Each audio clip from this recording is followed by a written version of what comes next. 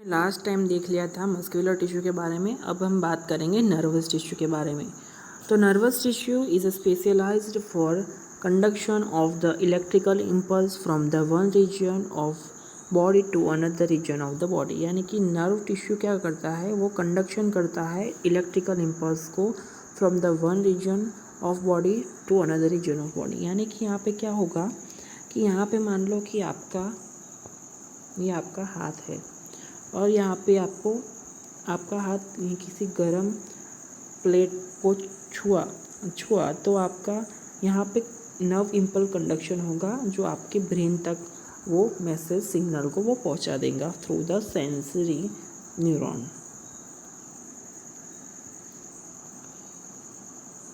There are two types of cell, यानी कि यहाँ पे दो प्रकार की सेल है, नर्वस सेल यानी कि न्यूरॉन और सपोर्टिंग सेल यानी कि न्यूरोग्लिया। यहाँ पे हम बात करते हैं नर्वस सेल के बारे में। तो नर्वस सेल में आएगा आपका न्यूरॉन, नर्वस सेल में आएगा आपका न्यूरॉन। तीन डायग्राम के हम पहले देख लेते डायग्राम। तो यहाँ पे एक डायग्राम दिख रहा है आपको।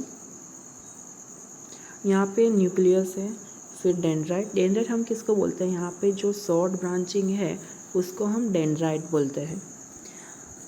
और ये डेंड्राइट इकट्ठे होके यहाँ पे फॉर्म करती है डेंड्रॉन को, डेंड्रॉन। फिर यहाँ पे आपको सोमा यानी कि आपको साइटोसोल। फिर यहाँ पे आपको एक लॉन्ग प्रोसेस दिख रही होगी, उसको हम बोलते हैं एक्सॉन।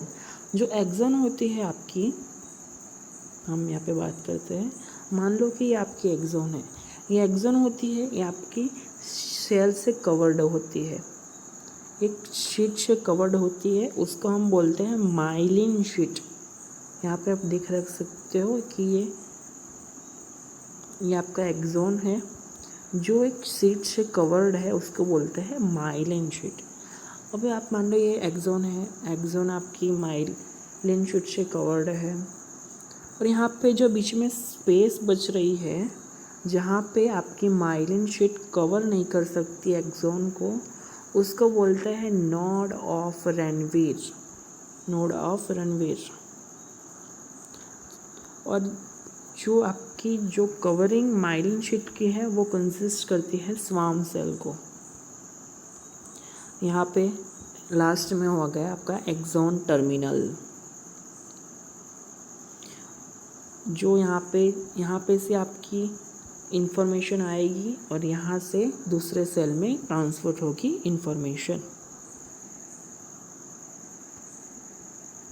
सो हम बात करते हैं अब नर्व सेल के बारे में और न्यूरॉन के बारे में। It is a structure and function unit of the nervous system, यानी कि हमारा स्ट्रक्चर एंड फंक्शन यूनिट है नर्वस सिस्टम का। It consist of the cell body और nerve cell with several cytoplasmic extension, यानी कि यहाँ पे ये जो आपका ये दिख रहा है इसको हम साइटोप्लाज्मिक एक्सटेंशन कहते हैं, यानी कि आपसे यहाँ पे ब्रांचेस के रूप में यहाँ पे दिख रहा है, उसको हम साइटोप्लाज्मिक एक्सटेंशन कहते हैं। फिर यहाँ पे क्या बोल रहा है, there are 7 short processes is called as a dendrite, यानी कि आपको यहाँ पे बहुत सारी प्रोसेसेस दिख रही होगी शॉर्ट टाइप में, आपको बहुत सारी प्रोसेसेस यानी कि आपके ब्रांचेस दिख रही होगी, इसको हम बोलते हैं dendrite. They transmit impulse store the cells body और receive the impulse from receptor, यानी कि क्या करती है, ट्रांसमिट करती है इम्पल्स को सेल बॉडी तक और रिसीव करती है इम्पल्स को from the receptors. A single long process called as axon, यानी कि यहाँ पे डायग्राम में आप देख सकते हो कि आपको सिंगल लॉन्ग प्रोसेस वो दिख रही है, इसको हम एक्सॉन कहते हैं। यहाँ से यहाँ तक जो आपको दिख रहा है उसको हम बोलते हैं axon.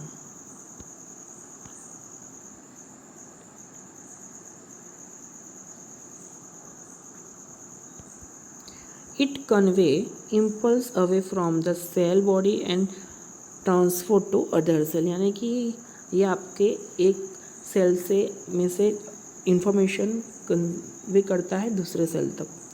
The axon is coated with the thick layer called as a myelin sheet.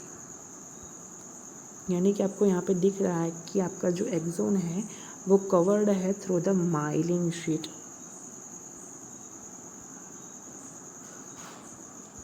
Where the myelin sheet become a discontinuous is called as a node of Ranvier। यानी कि यहाँ पे माइलिन शीट नहीं कवर हुई है axon में, उस area को हम बोलते हैं node of Ranveer. Myelin sheath facilitate the conduction of the nerve impulse. At the end of the axon there is axon terminals। यानी कि आप देख सकते हो कि यहाँ पे जो एंड हो रहा है एक्सॉन का, यहाँ पे हमारे एक्सॉन टर्मिनल है, जो यहाँ से इंफॉर्मेशन आएगी और ये एक्सॉन टर्मिनल साइनेप्स को फॉर्म करेंगे और इंफॉर्मेशन दूसरे सेल में ट्रांसमिट करेंगे,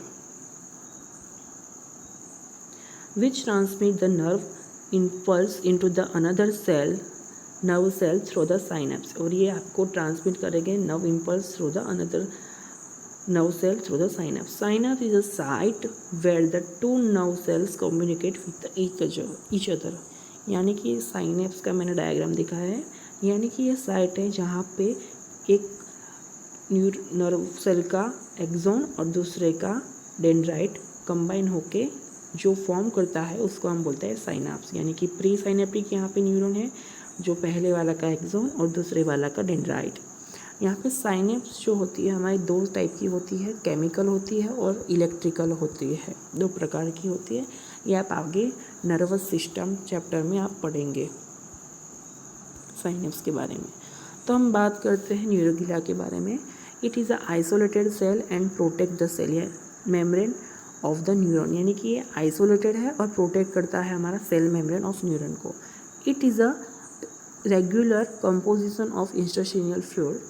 It acts as phagocytes that defend the neural tissue from the pathogen, also provide the supporting framework from the nervous tissue। यानी कि फेगोसाइट की तरह एक्ट करता है जो न्यूरल टिश्यू को प्रोटेक्ट करता है फ्रॉम द पैथोजेंस, और ये सपोर्ट करता है नर्वस टिश्यू को।